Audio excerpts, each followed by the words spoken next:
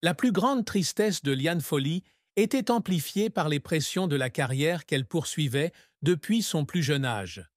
À 18 ans, elle commence à chanter dans les boîtes de nuit et les bars de Lyon, où elle développe un amour pour le blues et le jazz. Mais le chemin vers la gloire n'est pas facile. Elle a dû subir une opération des cordes vocales en raison d'un surmenage, une expérience qui l'a fait pleurer non seulement à cause de la douleur physique, mais aussi à cause de la peur de perdre sa voix. La seule chose qui, selon elle, pourrait l'aider à échapper à la vie ordinaire. Lorsqu'elle s'installe à Paris en 1987 pour poursuivre un rêve plus grand, elle apporte de l'espoir, mais doit également faire face à la solitude, au rejet et à de longues nuits à se demander si elle a ce qu'il faut pour réussir dans une industrie impitoyable. Un autre aspect de sa plus grande tristesse dans la vie pourrait être un traumatisme personnel dans ses relations. Bien que Liane Folly ne soit pas souvent ouverte sur sa vie amoureuse, sa séparation avec André Manoukian, son partenaire et collaborateur musical de 1984 à 1992, fut un énorme choc. Ils formaient autrefois un couple parfait, créant ensemble de la bonne musique. Mais lorsque leur amour s'est effondré, elle a non seulement perdu un amant, mais aussi une partie du parcours artistique qu'elle avait construit. Plus tard, son mariage avec Augustin Decré de 2003 à 2007 s'est également terminé par un divorce, la laissant avec un sentiment d'échec et de tristesse à propos d'une famille qu'elle avait toujours désirée mais qu'elle ne pouvait pas entretenir. Elle a raconté un jour qu'il y avait des jours où elle était assise dans son appartement londonien où elle a vécu de 1997 à 1207, regardant par la fenêtre et pleurant parce qu'elle sentait qu'elle ne pouvait pas trouver la paix dans l'amour. La plus grande tristesse de Liane Folly n'était donc pas un événement spécifique, mais une combinaison de nombreuses pertes. La perte de son enfance libre, la perte de relations importantes et la perte des rêves d'une vie stable qu'elle espérait. Elle a dit un jour que chaque note qu'elle chantait, chaque rire qu'elle apportait au public, était sa façon d'affronter ses douleurs, de les transformer en force pour continuer.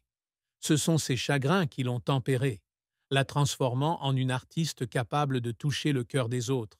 Une femme résiliente, mais aussi sensible, portant toujours un cœur vulnérable, mais ne cessant jamais d'aimer. La carrière de Liane Folly a été un long voyage, rempli de sommets glorieux et de vallées sombres, où elle a versé sa sueur, ses larmes et son cœur pour réaliser ce qu'elle a aujourd'hui. Née dans une famille de musiciens, Liane a grandi entourée des airs du groupe Black and White, où elle a appris à chanter et à se produire dès son plus jeune âge. Mais sa véritable carrière débute en 1984, lorsqu'elle est découverte à Lyon par Philippe Viennet et André Manoukian. Ils travaillent ensemble sur une démo, et après 3 ans de travail acharné, elle se rend à Paris, où elle rencontre Fabrice Nataf, le directeur artistique de Virgin France. En 1988, elle sort son premier album The Man I Love, avec le single Ça va, ça vient atteignant le top 50 en France. L'album, composé par André Manoukian et écrit par elle et Philippe Viennet, fut un immense succès, marquant la naissance d'une nouvelle étoile de la musique française. Depuis, Liane Folly n'a cessé de s'affirmer à travers une série d'albums à succès. L'album Rêve Orange, 1990, avec la chanson Au fur et à mesure, lui vaut le prix. Révélation féminine aux victoires de la musique en 1991, une étape importante dans sa carrière.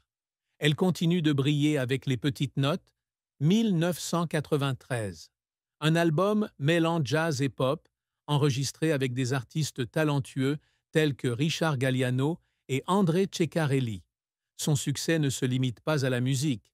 Elle se lance également dans le cinéma avec son premier rôle dans Zadok, ou Le Bonheur, 1994, puis des rôles dans Sabrina, 1995, et Ces amours-là, 2010, de Claude Lelouch. Mais le véritable sommet de sa carrière fut peut-être ses spectacles de stand-up, comme La Folle Parenthèse, 2007, où elle démontra son talent à imiter plus de 30 voix différentes, de Lynn Renaud à Ségolène Royal, suscitant rire et admiration du public. Cependant, la carrière de Liane n'a pas toujours été de tout repos.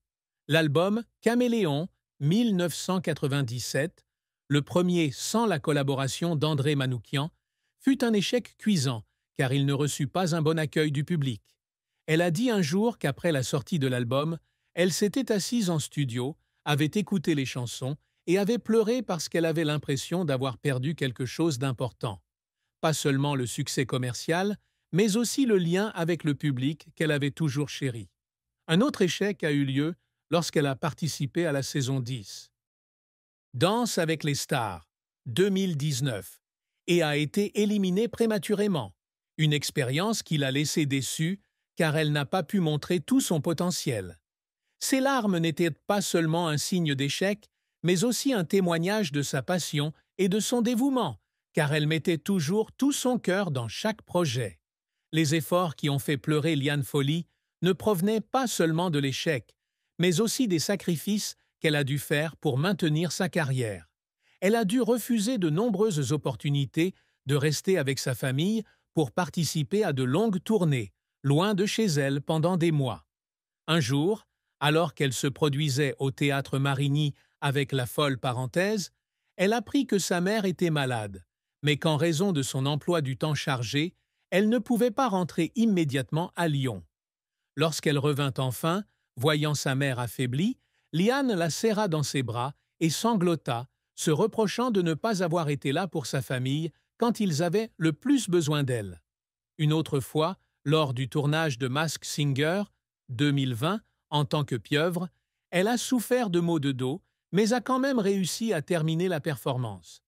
Après que les caméras se soient éteintes, elle s'est assise dans les coulisses, les larmes coulant sur son visage à cause de l'épuisement et de la pression.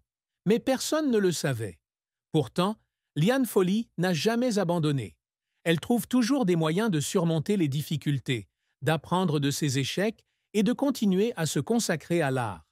Cette persévérance lui a permis de construire une carrière fière, avec une série d'albums, de rôles et de spectacles mémorables, et l'amour du public à travers la France et au-delà. Sa carrière n'est pas seulement une histoire de succès, mais aussi le parcours d'une femme qui a osé rêver grand, osé affronter la douleur et osé se relever après chaque chute, laissant derrière elle un héritage que peu de gens peuvent égaler. Les réalisations que Liane Folly s'efforce toujours d'atteindre ne se limitent pas à la gloire ou à l'argent, mais aussi aux valeurs plus profondes qu'elle souhaite laisser derrière elle dans la vie. Pour elle, être reconnue comme une artiste aux multiples talents, une conteuse à travers la musique, le jeu d'acteur et le rire, est plus important que n'importe quelle récompense. Liane s'est toujours efforcée d'offrir au public une expérience artistique riche, des chansons de jazz émotionnelles comme The Man I Love aux imitations spirituelles de La Folle, part en cure, 2011.